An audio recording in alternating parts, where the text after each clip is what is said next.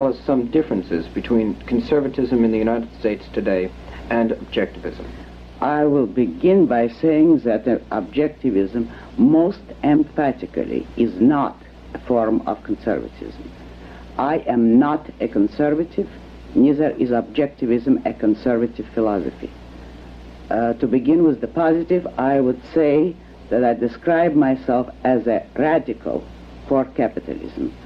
By radical, I mean the respectable or original dictionary sense of the word. Radical means fundamental.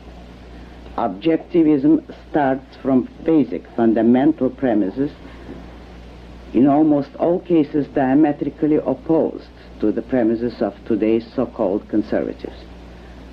So that to begin with, I want to declare we are not conservatives. Could you then outline for us what you think are the premises of conservatism with which you disagree?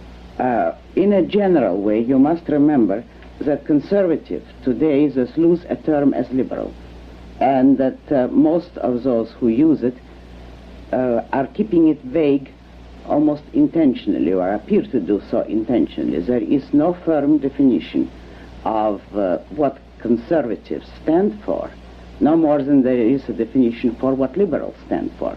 But going only by the prevalent trend or by the generally accepted usage of the term, a conservative today is supposed to be someone who is opposed to the welfare state and therefore stands for capitalism or free enterprise.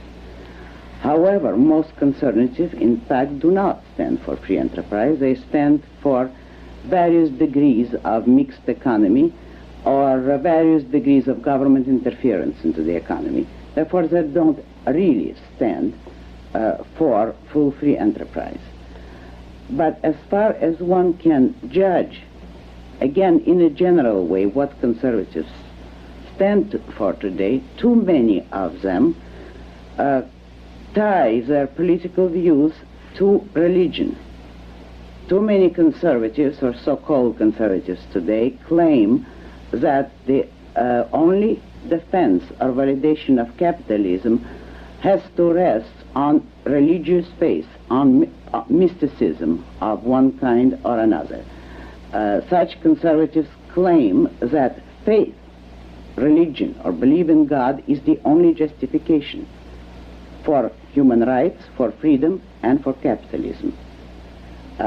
Nothing could be more disastrous to the cause of capitalism, and nothing could be more opposed to the objectivist viewpoint, since objectivism rests on reason and holds only reason as the sole validation of any human ideas, convictions, or actions.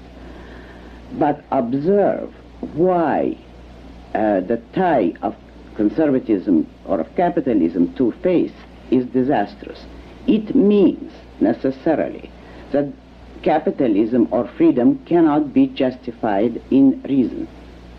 A conservative who would claim that his case rests on faith admits by that he has no rational justification for his position, that he cannot validate capitalism in reason, therefore that reason is on the side of his enemies, that reason is on the side of collectivism, and that if one wants to oppose collectivism, one can do so only on the ground of mystical faith.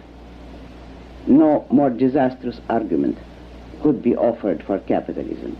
And to the extent to which anyone would accept that argument, he would be forced to reject capitalism if he is a man who wants to be guided by reason and who wants to be rational. Therefore, such defenders of capitalism are pushing those who might listen to them into the exact opposite side and are enormously dangerous to the cause of capitalism.